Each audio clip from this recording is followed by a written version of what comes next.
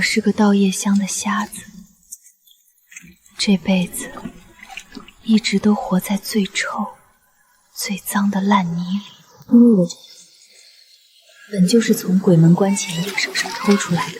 活了，真的活了！言欢，好孩子，你娘托了3天的梦给老婆子，她舍不得你死啊！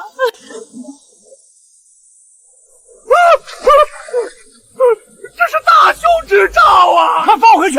这种不祥的东西会招来邪祟，把全村人的命都克掉的。谁说言欢是不祥之物？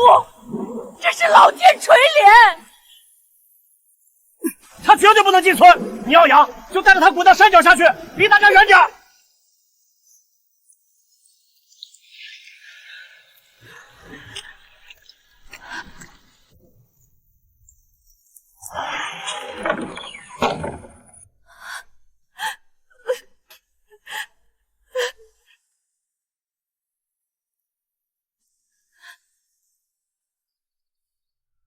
这灾星终于把他唯一的亲人也逼死了！滚！带着你阿婆的灵位滚出瓦山村，别把你的不祥之气染给全村人！我这就走，别打我，我这就走。为了活下去，我逃到了临安城，也为了把自己藏起来，我成了最下层的倒夜香女。这一年，临安城来了个特殊的人，太子赵瑜。大家都说赵瑜身份高贵，可在这里，人人都能踩他一脚。这不是咱们那风光无限的皇太子吗？怎么，离了那金銮殿，现在沦落到跟条狗一样在泥里刨食了？老子跟你说话呢，装什么清高？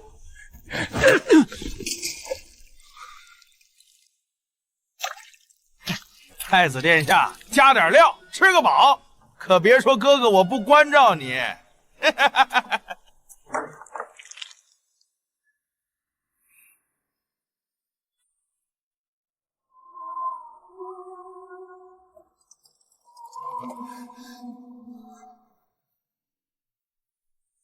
我只有这些了，希望能帮到他。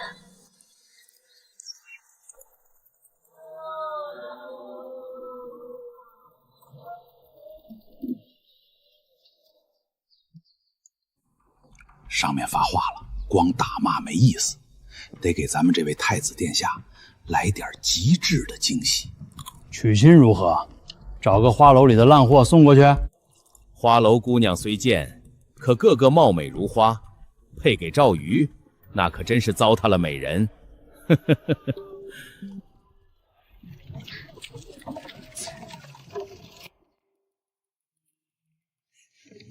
看那个。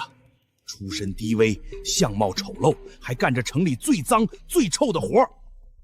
妙啊！让风光霁月的太子爷娶个浑身臭气的瞎子，这绝对是他一辈子都洗不掉的耻辱。高高在上的真龙，配上地窖里的蛆虫，这才是极致的侮辱。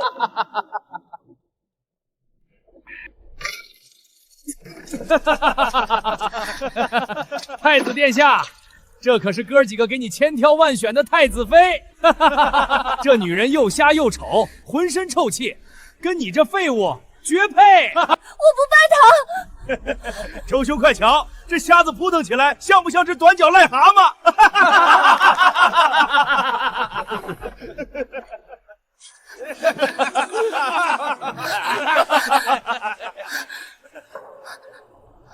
地方，快看啊！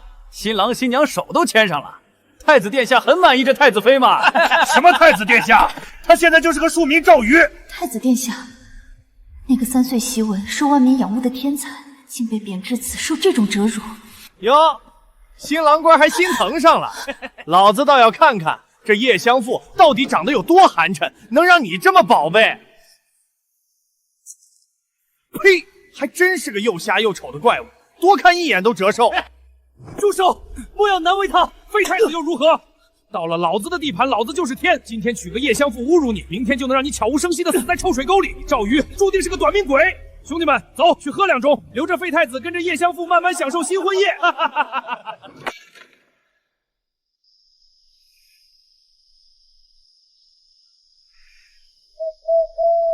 这个世界怎会有布谷鸟的叫声？抱歉，姑娘，今日之事，姑娘是受我牵连。不怪你，我知道的，与你无关。真要计较起来，到底还是你吃亏了。姑娘不必妄自菲薄，那些人是冲着我来的，连累姑娘受此奇耻大辱，实在抱歉。这一刻，我能感受到面前的男人是真心的。请姑娘放心，天亮之前，我定会想方设法将姑娘送出城。主上，千城和暗卫们都在城外接应，一切准备就绪，我们必须立刻出城。尤安，带这位姑娘一起离开临安城。主上，临安城不能进出，属下和陆将军好不容易才寻到您，现在是出城的最好时机，带上她只会是累赘。你们做的已经够多了，我不想，也不能再因我之过累及旁人性命了。尤安，你是无辜的，陆骁是无辜的，这位姑娘更是无辜的。再不走就真的来不及了。临安知府早已得李妃的授意，您留下会死的。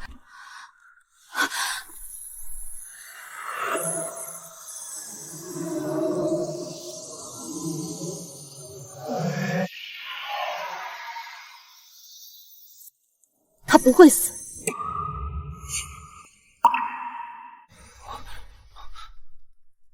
你说什么？我说你不会死，你会成为天下最尊贵之人。你不是瞎子？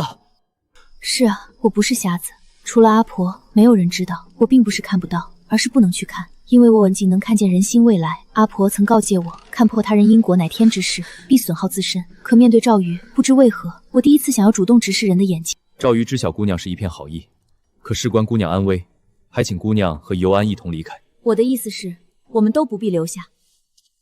每夜丑时，城南东带角都会开一道小门，那是城门守卫留给叶相父的专属通道。城中大到知府贵人，小到走街串巷的商贩，皆对此时此路避之不及。我虽出身低微，却是良疾。他们肆意将我绑来，本就是违了律法，自是不敢张扬。夜深路长，那些令人窒息的味道，便是最好的固身坟。倘若公子不嫌弃，可随我一同从此路离开。那便多谢姑娘了。出身高贵，被欺辱至此，却没有被压倒脊梁，依然持有君子之风，难怪未来那个位置会是他的。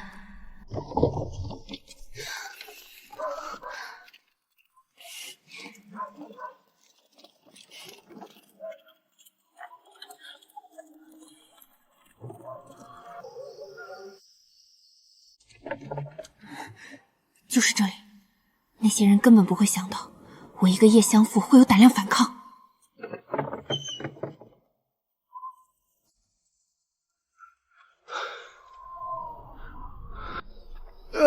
早知这般容易，主上何必受这么多苦难？千城和陆将军险些要去挖地道了，那还不快些谢过人家颜欢姑娘？颜欢，他竟知晓我的名字。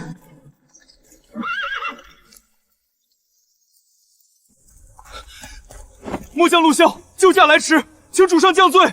此番能顺利出城，多亏了这位颜欢姑娘。之前在草屋多有冒犯，还请姑娘多多包涵。不用，公子是好人，应该的。姑娘就这般信任在下。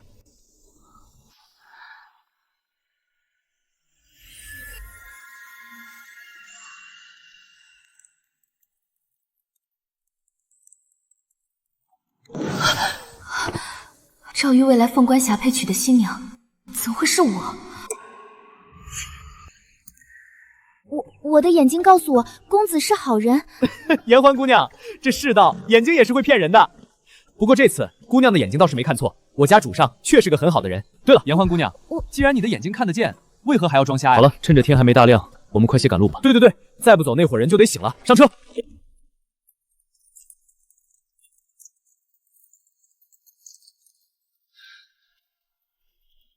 主上，到驿城了，这是昌王爷的地界，暂时安全了。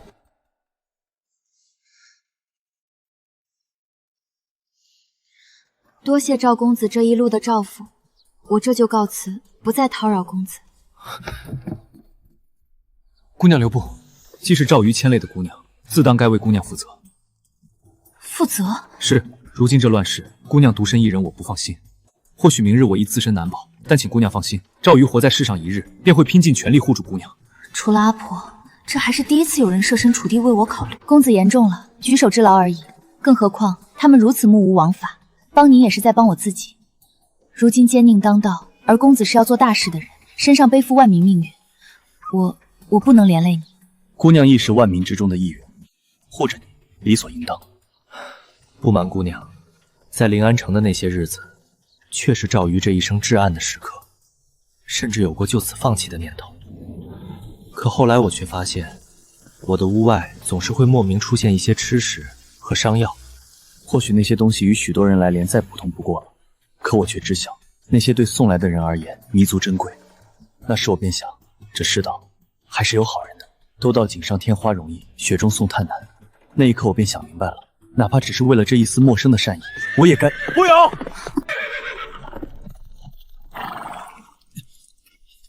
伯瑶，你没事吧？伯瑶见过皇叔，都什么时候了，还在乎这等虚礼？伯瑶，你定要相信你母后。虽说藩王无诏不得入京，但是你放心，此事本王会尽快想办法与皇兄解释清楚，给你和你母后一个交代。劳烦皇叔费心。伯瑶，你是你父皇的亲生儿子，待他消气了，一定会想起你的好，你莫要气馁。原来这就是昌王，传言中与先皇后通信有私情的人。为此，只要除掉太子，这天下就是我们的。皇叔，这位是严欢姑娘，是侄儿的救命恩人。舟车劳顿，严欢有些不适，还望皇叔替她找间落脚的屋子。既是你的救命恩人，那就是我昌王府的贵客，快请。民女多谢昌王殿下。公子，快走，他会害死你的。你是说昌王叔？我看见了，陷害你母亲的那封信是他和一女子共谋的，他会帮助那女子害死你，再抢走你的一切，甚至他们还要害死那……严欢，你身子不适，要好好休息。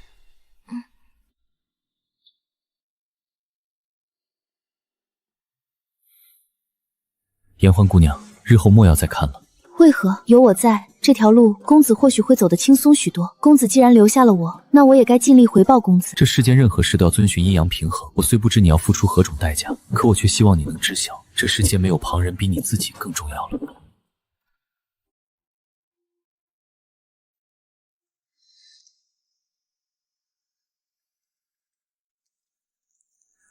公子，值不值得？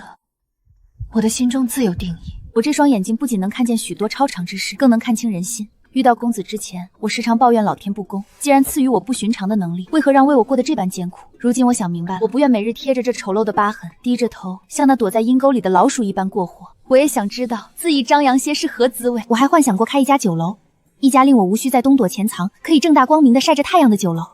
公子刚刚说这世间任何事都需遵循平浩，我既有了想要的东西，自该付出一些常人做不到的代价。这不是为了你，而是为了我自己。还请公子让我留在身边，助公子成就大业，与这天搏一搏。姑娘身怀赤子之心，这世间无人能及。赵瑜可以答应姑娘所求，为姑娘实现夙愿，可还是想请姑娘愿将自己放在第一位。还有，此事莫要再让旁人知晓，因为保护自己才是唯一没错的事情。另外，姑娘这双眼睛，只要不看人眼睛，便与常人无异。那岂不是也不用装瞎了？好了好了，小小年纪装瞎多可惜。世间风景美不胜收，往后的路上，希望姑娘的眼中有山水风景美食，切莫再有那些扰人心神的画面了。既如此，那我们便是自己人了，就莫要姑娘姑娘的叫了。日后公子便唤我严欢。我名赵玉，表字伯瑶，严欢可唤我伯瑶。日后请严欢多多指教了。伯瑶是严欢。那一瞬间，我第一次知晓，原来有些人天生就有爱人的能力，就像那经过数年岁月长成的参天大树一般，天生就能为无数人遮挡风雨。我的预言没有错，昌王确有不轨之心。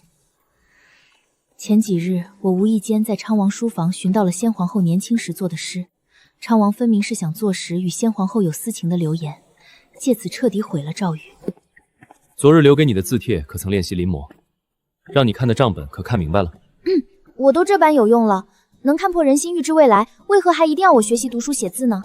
博瑶的身边应该不缺那些替你写诗作文的幕僚吧？顾言欢，你可还想开个酒楼，做个气派的老板娘？字是想的。既如此，你若不识字，日后酒楼的账目如何算？伙计如何管理？若是有人贪了你的银两，你又如何能发现解决？贪了我的银两，这可不行！博瑶，你放心，我再不偷懒了，我现在就背诗练字。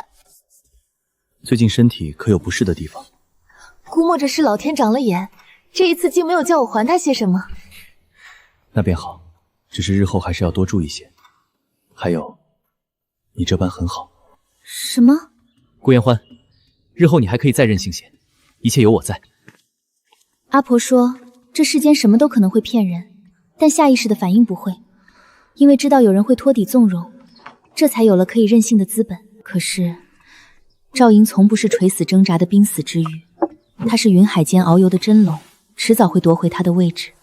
到那时，我不过是她身边最渺小的存在，如何再奢求她的目光为我停留？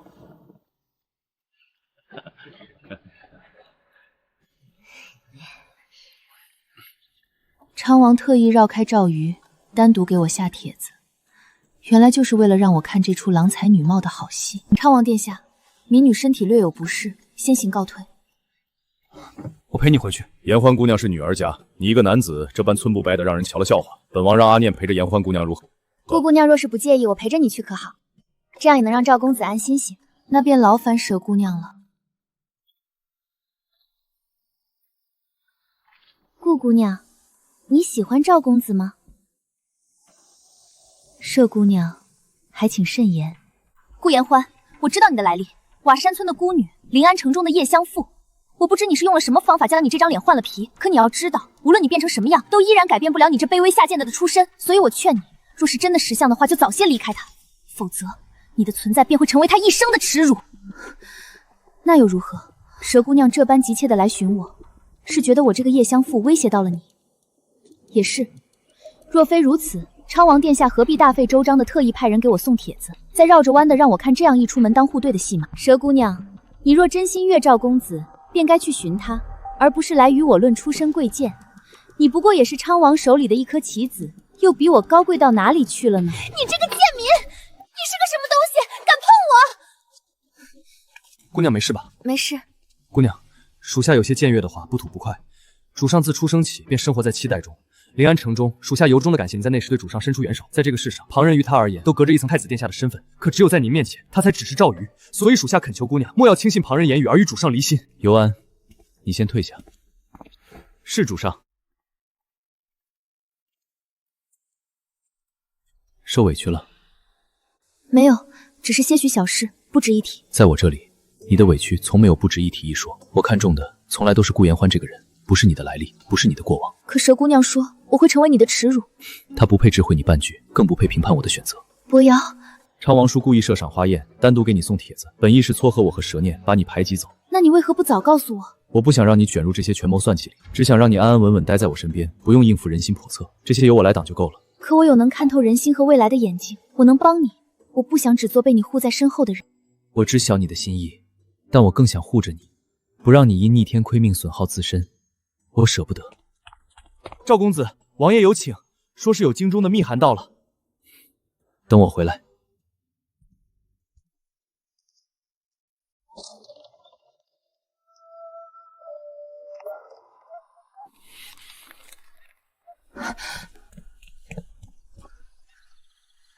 博瑶，昌王说了什么？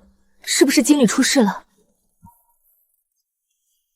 没什么，皇叔收到的家书而已，不过是些封地税收的琐事，不必担忧。他心知我是担心，故意隐瞒不报。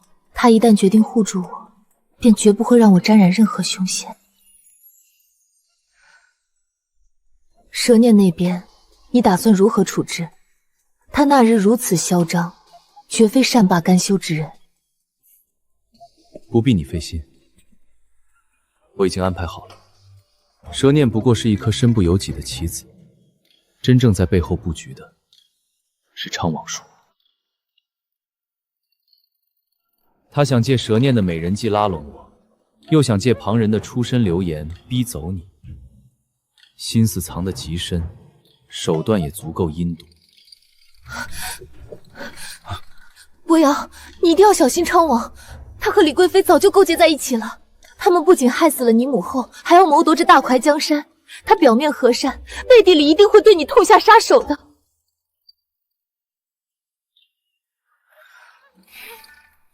叶欢，我都知道。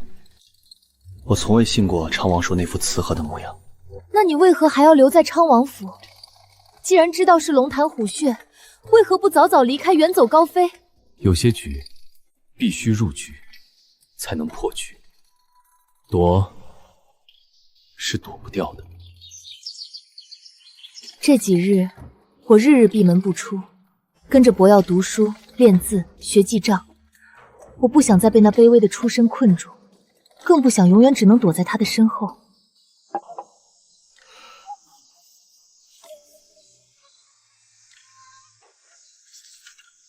我要变得足够优秀，才能堂堂正正地站在他身边，与他并肩同行。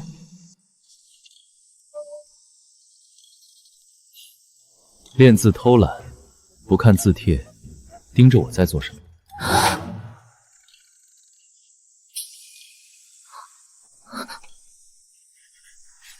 谁偷看你了？我只是在琢磨这字帖上的笔法，不小心看走眼了而已。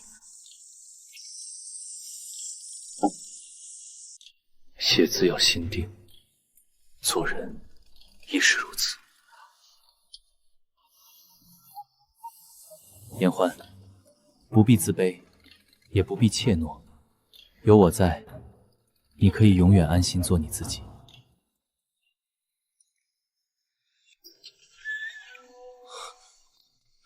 主上，京中有密信传来，是最高级别的加急。呈上来。这等机密二事，我一个外人在这里实在不妥。颜欢，不必避开，你不是外人，我的事无需瞒你。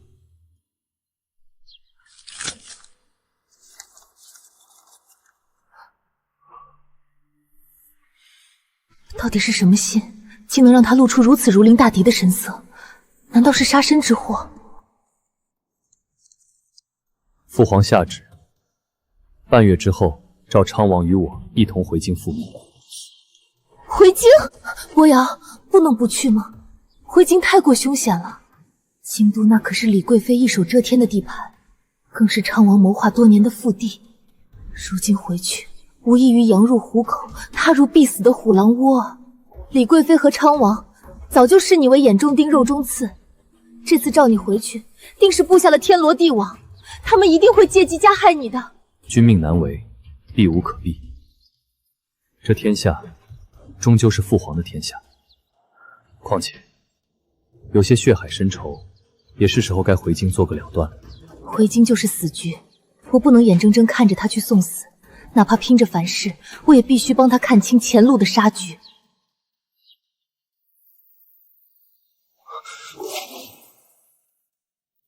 颜欢，别再看了。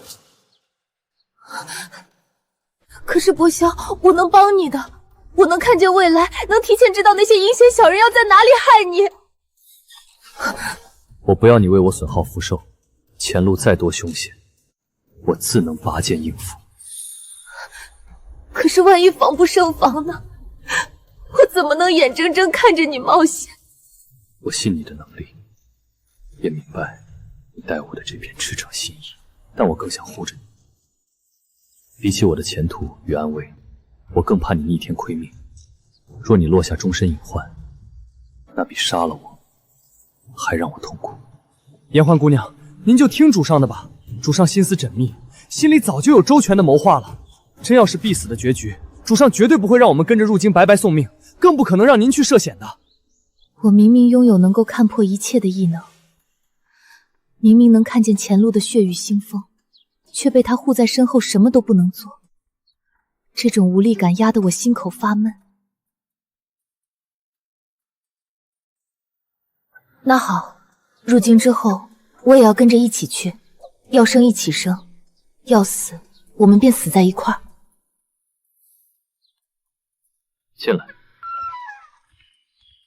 主子，门外有人送来一封书信，指名道姓要交给颜欢姑娘。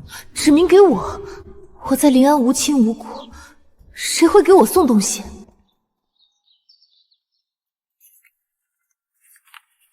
谢谢，还有对不起。伯瑶，这是谁送来的？我在临安和义城从未认识过这般阔绰的女子。是蛇念送来的。蛇念？怎么可能是她？她之前那般刁难我，为何突然要给我道歉，还要送我这么贵重的发簪？赏花宴那日，他对你出言羞辱，被我当众驳斥。事后他看清了局势，心里生了愧疚，这是他专程送来的赔礼。奢念也是个可怜人，寄人篱下被昌王摆布，那日的张狂并非本心。原来如此，既然他有心化解，那这只簪子我便收下了。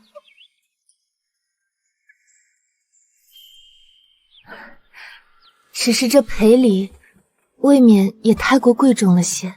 你安心收着便好，因为这不仅是他的赔礼，更是他特意为你我准备的天妆。你胡说什么？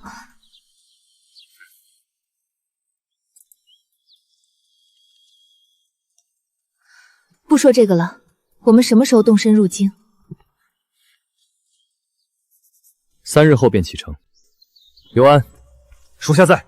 路途遥远，一路关卡众多，你立刻去安排行程，务必低调赶路，绝不可张扬行踪。属下遵命。他从来都不是落难废太子，他只是在隐忍蛰伏，静待时机。入京之后，你打算怎么安排我？京都鱼龙混杂，风波太多，我不想把你卷进那些肮脏的朝堂纷争里。我会让尤安提前在京中寻一处安静小院，你暂且住在那儿，等我处理完恩怨，便立刻去找你。我不想和他分开，可是我留在他身边确实只会让他分心，甚至可能成为别人拿捏他的软肋和把柄。好，我听你的安排，我会乖乖待在小院里，绝对不给你添乱。等我，一切很快就会结束的。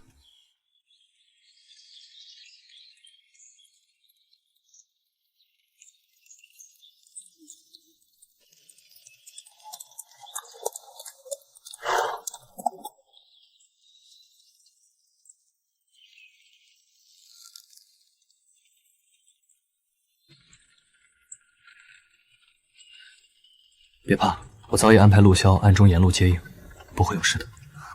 陆骁，那位和尤安一起营救你的小将军？正是，陆家世代忠良，手握兵权，是我可以完全信任的人。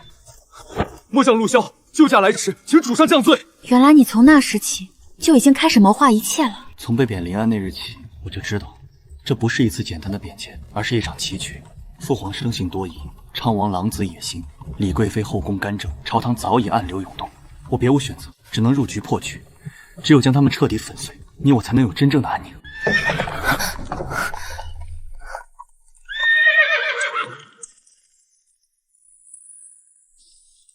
主上，有情况。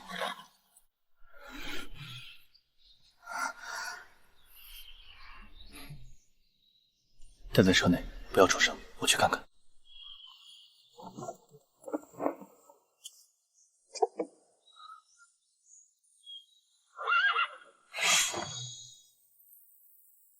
什么人？鬼鬼祟祟拦路，意欲何为？废太子赵瑜，识相的就束手就擒，省得我们动手。是昌王派你们来的，还是李贵妃的人？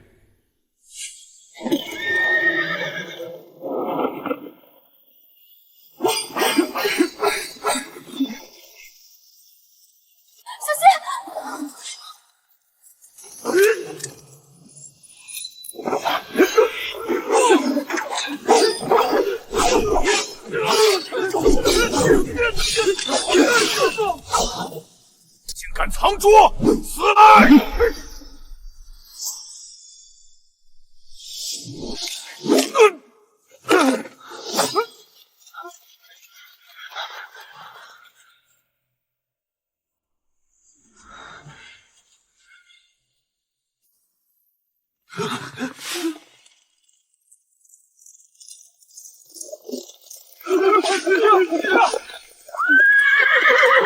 主上，围住他们！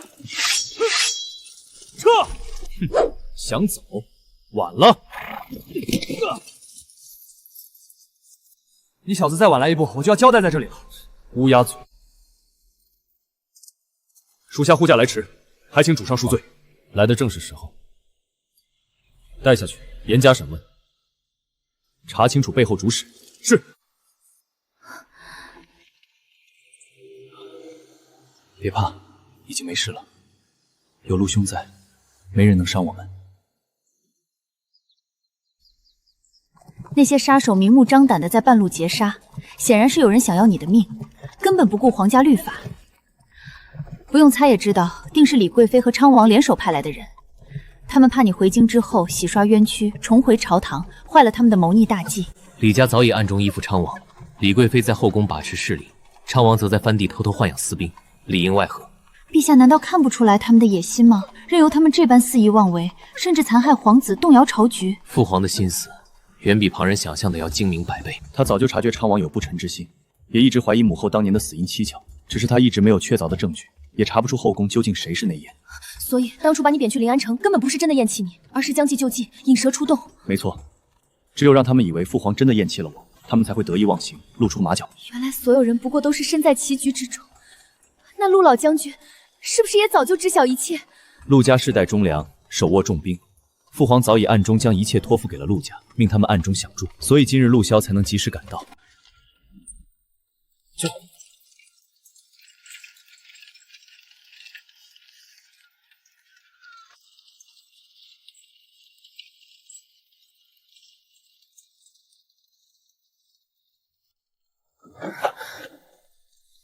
还好吗？这一路上辛苦你了。我没事，快到了吗？前面应该就是京都的城门了。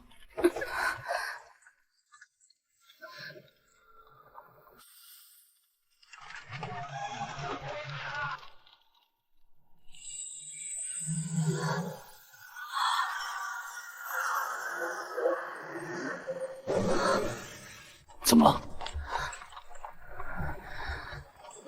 这里很危险。别怕，有我在。京都的确是龙潭虎舌，但也是我们的终局之地，所有恩怨都将在这里了结。入京之后，局面会很复杂，我不能立刻将你带在身边，那会让你成为众矢之的。我已经安排好了一处院子，先送你过去安顿。那你呢？我要去见父皇，也要去见那些等着看我笑话的人。放心，我处理完便即刻去寻你。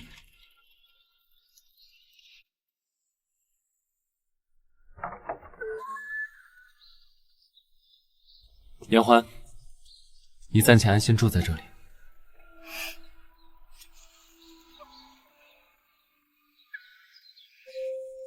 记住，这段时间千万不要随意出门，也不要和陌生人交谈。府外有陆骁安排的暗卫日夜守护，只要你不出去，就不会有人打扰你。你现在就要走吗？京都局势瞬息万变，父皇的局已经到了收网的时候，我必须立刻去布置。他们手段阴险，你一定要千万小心。我自有分寸。你忘了我答应过你的事吗？等我扳倒奸佞，洗刷冤屈，稳定朝局，便立刻来接你。我还欠你一座属于你自己的酒楼呢。兑现承诺之前，我怎么舍得出事？我等你，我会好好在这里，一步也不离开，等你回来兑现承诺。尤安，你留在院外，务必护严欢周全。主上放心，属下誓死保护姑娘。他一个人，我的心怎么空落落的？京都的风雨，此刻才真正拉开帷幕。愿老天保佑他逢凶化吉。半个月了，整整半个月，一点消息都没有。他到底怎么样了？昌王阴险毒辣，朝堂上步步杀机，他一个人真的能应付得过来吗？顾姑娘，顾姑娘，大喜事儿，大喜事儿啊！殿下他怎么了？你快说！京都掀翻天了！就在刚才，大街小巷都传遍了。陛下下旨，查出昌王暗中豢养私兵，意图谋逆造反，铁证如山。现在昌王已经被彻底软禁在府邸，陛下仍派大理寺彻查他的全部党羽。他做到了，他真的做到了！还不止呢，后宫也出事了。李贵妃勾结外臣，毒害献皇后的事情彻底败露，罪证确凿，陛下大发雷霆，直接剥夺了她的贵妃封号，即刻打入冷宫，不得出宫。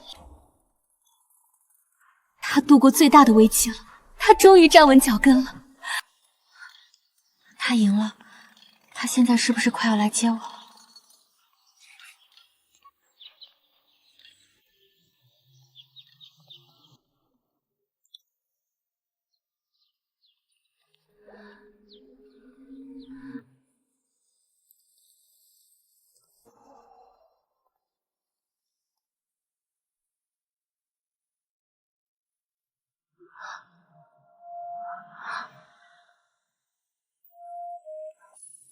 从前他是落难废太子，我是卑微夜香女，我们在这泥沼里相互取暖。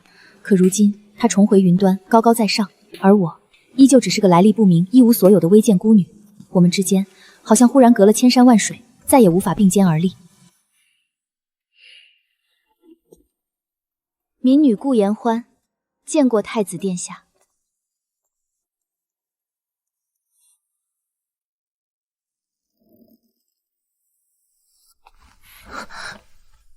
怎么，才半个月不见，就以我生分致辞了？殿下如今身份尊贵，民女不敢僭越规矩。你这丫头是在跟我赌气吗？民女不敢。你不是不敢，你是在害怕，害怕我对你的心会改变，我们之间的关系会改变。我知道，你觉得我不属于你的世界了，你也在顾虑未来。延欢，抱歉，这一路我瞒了你许多，让你日日为我忧心牵挂，甚至对我们的感情产生动摇，是我考虑不周。你瞒了我什么？父皇早年便已然察觉昌王暗藏不臣之心，只是一直查不出京中究竟有哪些权臣与他暗中勾结。所以之前的一切危机都是李贵妃自作聪明，设计伪造母后书信，刻意制造我母后与昌王有私的假象，企图借此彻底废除我的太子之位。父皇心思深沉如海，便索性将计就计，表面上对我颁下圣旨，把我贬为庶民，流放临安城，实则是让我入局为饵，潜伏在暗处，将奸佞一网打尽。原来他承受了那么多。起初我也满心困惑，一度心生寒凉。我比那夜救我出一程，我才接到暗中传来的讯息，你可还记得陆骁？记得，当时他独自先行离开了。他暗中给我递了一封密信，正是父皇秘密传给陆老将军的手谕。陆家是大怀百年的武将世家，世代只忠于当朝正统，绝不结党身影。父皇在信中命我在驿城隐忍待机，静待时机回宫收网。殿下，你总算能安稳下来了，大怀也免于战祸，有请高兴。风波虽定，可对我而言，还有2件最重要的事没做。最重要的是，第一件是实现我的承诺，给你开一家全京都最大的酒楼。至于第2件，是帮你寻回你真正的身世。我知道你的亲人是谁。殿下说笑了，我从小只有阿婆和阿娘，阿娘早早离世，阿婆也撒手人寰，我哪里还有什么亲人？我不过是个稻叶乡的孤女罢了。你有亲人？你从来都不是什么孤女，你是有着显赫家世的将门千金。什么？将门千金？你极有可能是当朝兵马大元帅、大怀第一武将世家陆老将军失散多年的亲嫡孙女。怎么可能？我只是一个乡下孤女。延欢，我派人查过。殿下，你不明白，阿婆一生无儿无女，阿娘是她早年从山上捡回来的弃婴，阿婆视她如己出，本想招个上门女婿安稳度日，可阿娘心性单纯，被村西头的李秀秀才哄骗失了身子。想让我娶她？可以啊，拿出100两白银做陪嫁，我勉强让她进门做个妾。100两？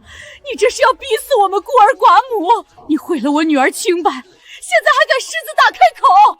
乡野村妇还妄想攀高枝，没钱就滚！未婚先孕，真是不知羞耻！听说还是李秀才不要的破鞋呢。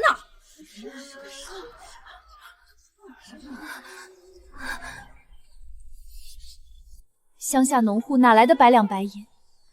阿婆一向受人敬重，受此大辱，本想给阿娘落胎，可阿娘死活不肯，舍不得腹中骨肉。后来呢？大家看看，这女人肚子这么大，谁知道是跟哪个男人怀的孩子？别想赖在我头上，你肚子里就是个来历不明的孽种。我没有。阿娘不堪受辱投了河，阿婆拼死将她捞上来，阿娘却因此早产，生下我后离世。殿下，这样卑微如泥的人，怎可能是将门贵女？延欢，你阿娘受苦了，但是你听我把36年前那段无人并非寻常知晓的往事说完。36年前，究竟发生了什么？30多年前，漠北蛮族大举入侵边关，军中暗藏细作，军情泄露，边关战士连连溃败。彼时陆老将军在前线死战，而陆老将军夫人身怀6甲，眼看城池将破。夫人，敌军快追上来了！细作的名单和边关布防图必须送出去，否则数万将士将死无葬身之地。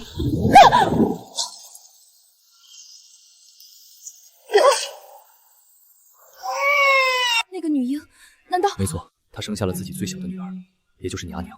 她将女婴托付给一个农妇，求他帮忙照看，待边关平定，再回来接走。既然托付了，为何阿娘还会被阿婆捡到？断了音讯，想送信时家的派人来巡视，陆家逃难途中，你阿娘被遗落，才恰好被你阿婆捡上山。延欢，你阿娘便是当年陆老夫人留在山中的那个幼女，而你，是陆老将军失散30余年的嫡亲外孙女。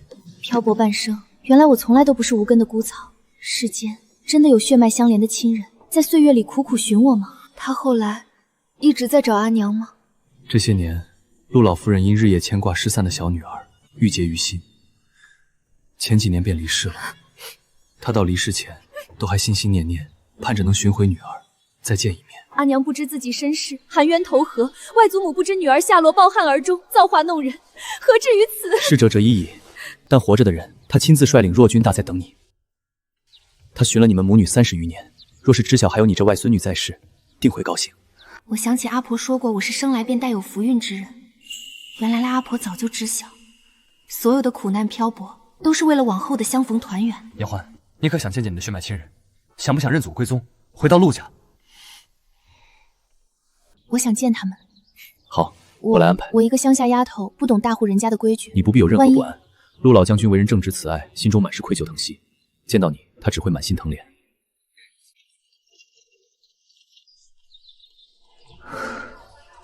调平呼吸，万事有我，不必忧心。波瑶，有你在，我不怕。从今往后，我不再是无根无依的顾言欢，我有归处，也有血脉亲人。前路漫漫，幸而有他，命运终究待我不薄。殿下，陆府到了。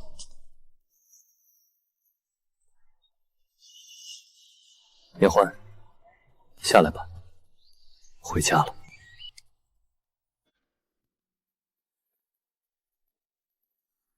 恭迎殿下，恭迎顾姑娘。老将军已在正厅等候多时了。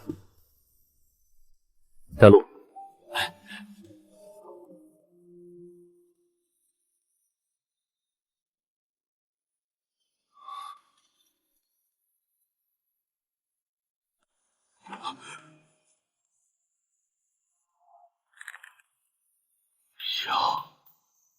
太像。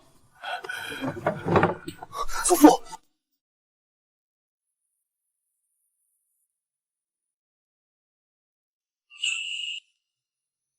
孩子，你受苦了。您就是外祖父？是我。你阿娘，她这些年过得可好？阿娘她不在了。表姑她，你说什么？她怎会？苍天啊！我陆某半生马保家卫国，为何护不住我的亲生骨肉？老将军，斯人已逝，莫要伤了身体。言欢如今平安归来，这是陆家之幸。我的乖孙女，外祖父对不住你们母女啊！祖父，先坐下歇息。若是当年能早点寻到，若是当年不曾仓促托付，你阿娘便不会流落民间，受尽委屈。这份愧疚压在老夫心头整整36年呢。孩子都是陆家，对不住你们母女。外祖父，阿娘生前常说，这世上定有挂念她的亲人。如今能寻回，阿娘在天之灵也能安息了。孩子，如今寻到了你，你可愿随祖父回陆家，认祖归宗，做我陆家最尊贵的嫡孙女？陆家百年将门，门第森严，我一个乡野孤女，真的能融入这深宅大院吗？陆老将军放心，言欢若是留在京中，我自会尽心照拂，护他一生安稳。他不仅是陆家失散多年的血脉，更是我赵宇此生要守护之人。这份血脉亲情，永远不会变。外祖父，我很开心，原来我还有家人牵挂，我愿意做陆家的孩子。好孩子。只是我心中还有许多心愿未完成，我想留在京中开一间属于自己的酒楼，不想立刻被困在深宅大院里。开酒楼，表妹这志向倒是清奇。这有何难？随你心意便可。想开酒楼，简单，外祖父给你出钱，想开几家便开几家，全都由你做主。多谢外祖父。陆萧，往后你便留在京中，不用去边关了。啊？为何？贴身护着你表妹，不许让任何人欺负她。若是言欢有半点委屈，你也别回陆家了，直接滚去塞外放羊。祖父这也太偏心了吧！有了孙女就忘了孙子。原来这就是真正家的归属感。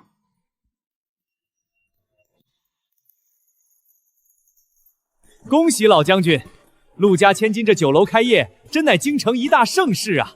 同喜同喜，里面请。今日酒头管够。这排场，朝中一半的官员都来捧场了，连太子殿下都派了东宫侍卫队来维持秩序。听说这老板娘是陆老将军流落在外刚认回来的嫡亲孙女，连太子殿下都对她青眼有加，那可真是一出大喜事啊！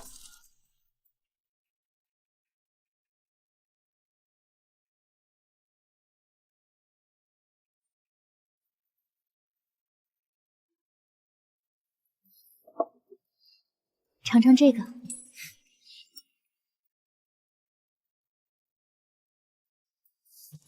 博洋，此番真的多谢你了。若是没有你，这百味斋怎能开得如此顺利？颜欢，你我之间何须眼线？我曾对你说过，会对你负责到底。这些不过是践行我的诺言罢了。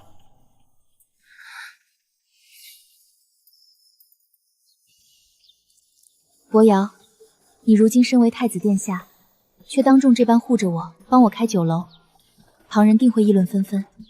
你总说对我负责，你可知在旁人眼中意味着什么？他是高高在上的太子，我哪怕有了陆家做靠山，这皇家的门槛又岂是那么好跨的？既如此，那我便直白说与你听。顾颜欢，我心悦于你。无论你是临安城中挣扎求生的夜香孤女，还是如今陆家千娇万宠的嫡亲孙女，于我而言，从来都是同一个顾颜欢。你善良、纯粹、坚韧、赤诚，你是我赵瑜唯一心悦之人。我想娶你，明媒正娶，以太子妃之礼，八抬大轿，风光娶你入东宫。而如今，这份偏爱稳稳地落在了我的身上。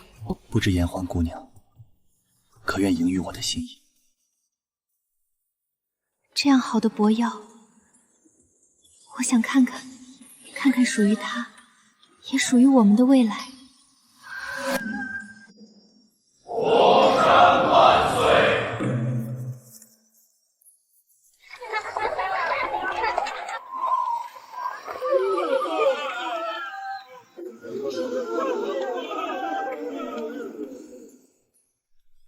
怎么会这般心怀苍生、温润良善之人，本该岁岁平安、长命百岁，怎会落得早逝的暮命？颜欢，你怎么了？脸色为何如此难看？我不信，你怎么会？我要再看一次，有没有办法逆天改命？哪怕付出一切代价，我也要留住他。颜欢，别看了。不，你让我再看一次，我不想你早早离去。生死有命，我都认，只要你在我身边就够了，不要再伤了你自己。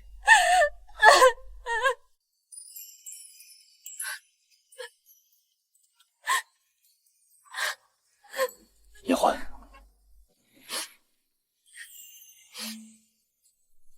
别看了，别执着于天命宿命。我只问你一句，在你方才窥见的那个未来里，我赵毅可曾负了你顾颜欢？你一生信守承诺，待我始终温柔专一，从未有过半分亏欠。哪怕我早早离去，也未曾薄待你半分，是吗？我不要你离去。那便够了。天命如何，对我而言都不重要，重要的是我心悦你，你亦有心于我。我们能在这乱世中彼此相守，真心相待，执着窥探往必后悲欢。我不愿你为了我一次次损耗你自身的福缘。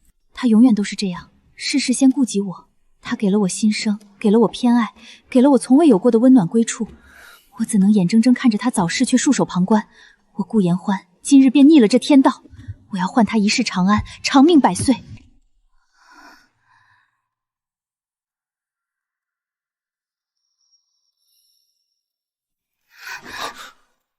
颜欢，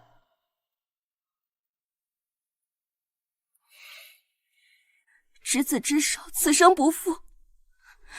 赵宇，我愿嫁你，一生相守，不离不弃。你既应允了我，便再也不许反悔了。绝不反悔。我们明日便成亲，好不好？明日？你这丫头怎么突然如此心急？我就是想早点嫁给你。傻瓜，你是陆家唯一的嫡亲孙女，是我赵姨明媒正娶的太子妃，旁人女子有的，你一样都不能少。言欢，婚娶乃是终身大事，绝不可有半分草率。陆老将军已然带着你表哥陆骁启程前往临安城了，他们要去替你阿娘调理后事，重新修缮坟云，好生祭拜。临安路远，这一来一回，少说也需2、3月的事务。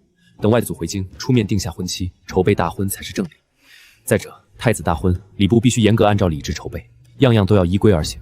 这些也需时日去打理妥当。你顾言欢是我赵玉此生唯一要娶的太子妃，他事事为我周全，事事将我放在首位，我此生何其有幸。好，都听你的。我生来能看透人心善恶，预知未来吉凶，可这半生我却坎坷漂泊，孤苦伶仃，这便是天命加在我身上的代价。而如今，赵瑜是我的救赎，是我的归处，是我此生唯一想要生死相随的人。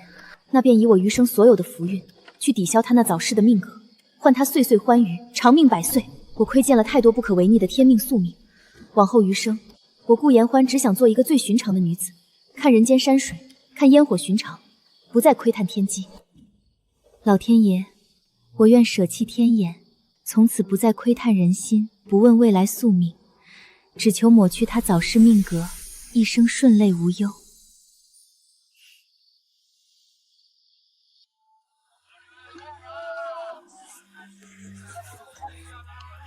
东家，您瞧瞧2楼雅座那位穿蓝袍的客官，出手阔绰的很，也不知是哪家的公子爷。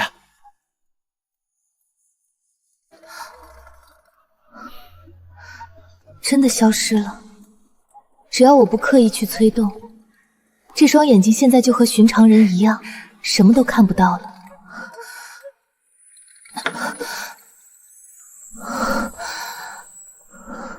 哎呦，东家，您怎么了？这是脸色怎么这么差？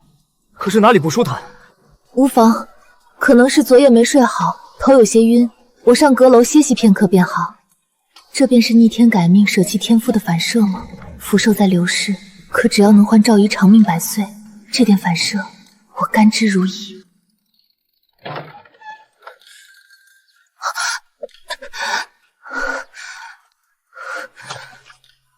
言欢，我听底下的人说你险些晕倒。博瑶，你怎么突然来了？我没事的，就是连日来看账有些乏了而已。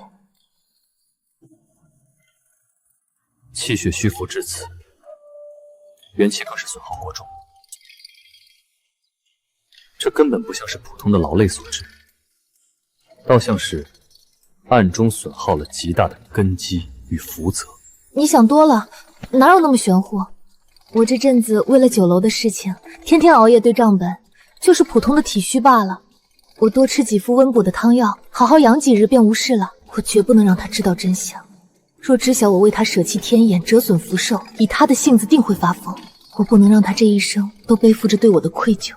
他分明是在撒谎，这般本源损耗，绝非劳累。难道他又背着我动用了那双眼睛？罢了，你不愿说，我便不问。但是言欢，你给我牢牢记住，往后绝对不许再委屈自己，更不许再这般不知轻重的损耗自己半分。无论发生什么天大的事，有任何难事险阻，都该由我赵去来扛。你是我的命，我不允许你独自一人硬撑。听明白了吗？嗯，我明白了。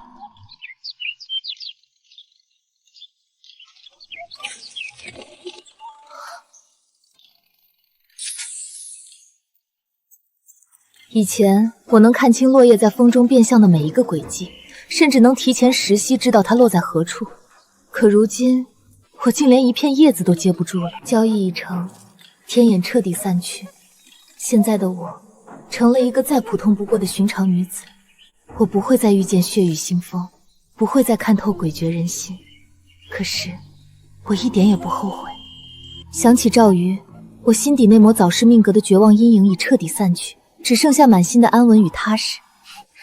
我知道交易已成，天道命格已改，赵瑜此生定会长命百岁，稳坐着大淮江山。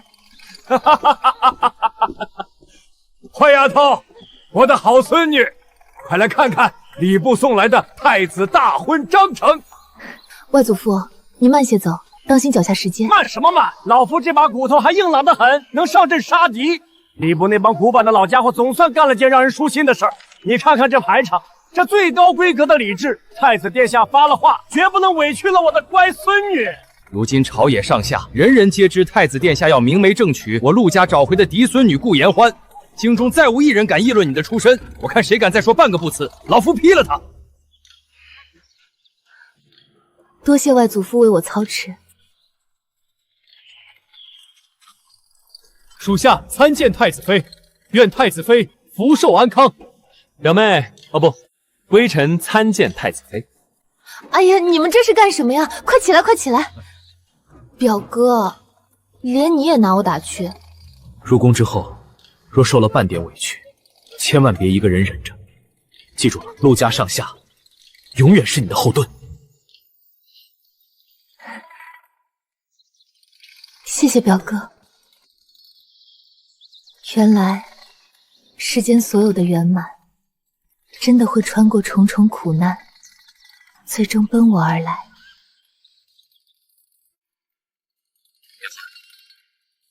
你看这处院落，大婚后我们就住在这里。这是东宫里采光最好的一处。这里真的好宽敞，比临安城那个小院子大太多了。那是自然，按古礼，我已亲自出城列了最精神的火焰，3书6礼、聘礼也都一一备齐了，一样不缺，半点不少。我赵瑜的妻子，必须有这世间最风光、最体面的大婚，绝不输给京中任何一个世家贵女。我要让全天下人都羡慕。其实我真的不在乎那些繁文缛节和排场的，只要以后的日子都有你在，吃糠咽菜我也愿意。那可不行，我怎么舍得让你吃苦？我可是要在全天下人面前宣告，你顾延欢是我名正言顺放在心尖上的太子妃。延欢，怎么了？你把那双眼睛的能力疯了，是不是？是，我不用那双眼睛了，以后我也看不到任何未来了。为什么？是因为怕过度使用损耗自身，还是为了我？都有。那双眼睛太累人了，我不想再日日夜夜去窥探旁人那些恶心的因果，也不想再被那虚无缥缈的天命束缚得喘不过气。波瑶，我只想做个寻常女子，守着这间百味斋，守着疼我的外祖父，守着你，安安稳稳地过一生，这样不好吗？延欢，别瞒了，我知道，我全都知道你做了什么。你用天眼窥见了我的帝王命格，却也看到了那命格中的死结缺憾，所以你便瞒着所有人，甘愿彻底舍弃你与生俱来的天赋异能，折损你自己的福运寿命，逆天为我改命，是不是？你竟然全都知道了。我虽看不到天命吉凶，可我看得懂你顾延欢的心思。你这几日异乎寻常的虚弱，看我时躲闪的眼神，我又岂会察觉不到？你这个傻子，你从来都把自己放在最后，事事都只为我着想。可你到底知不知道，我赵瑜宁愿自己命数有缺，不得善终，死无葬身之地，也绝舍不得你为我受损半分。波瑶，别这么说，我不许你这么诅咒你自己。能在这吃人的乱世中遇见你，能在绝境中被你这般倾心相待，这也是我顾延欢此生最大的福气。区区一双天眼，一点虚无的福运损耗，在你赵瑜面前根本不值一提。若要用这些换你赵瑜长命百岁，一生安稳，稳稳当当的坐拥着万里江山，我顾延欢心甘情愿，九死不悔。从前我孤身一人在瓦山村，无依无靠，我怕风吹雨打，怕地痞流氓欺凌，怕天命难违，让我不得好死。可如今我有了你，有了真正属于我的家。波萧，只要有你在我身边，我什么都不怕。傻姑娘，延欢，你真是个天字第一号的傻姑娘。往后余生，我赵瑜定用这条命，用我一生的时间好好待你，把你为了我损耗的福运，一点点10倍100倍的全补回来。这世上旁人有的你要有，平人没有的我也要全都抢来捧到你面前。执子之手，此生不负。我说到做到。世间最好的归宿，大抵便是如此了吧。我舍命护他性命无虞，他以这如画江山，许我余生安稳。参见殿下，参见太子妃。今日没有君臣，只有兄弟，尽情喝。这一杯，敬大家风雨同舟。从废太子到东宫之主，若没有你，这天下于我也只是一座空城。太子亲自迎亲，真给足了陆家脸面。那是太子爱重太子妃。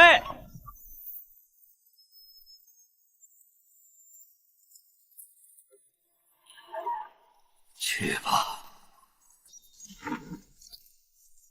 老将军放心，赵宇此生定不负言欢。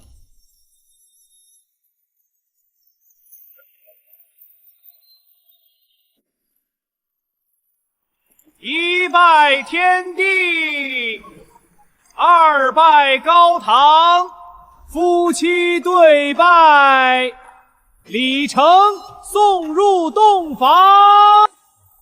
言欢，从此往后，山河万里，有我与你共赏；人间烟火，有我与你共度。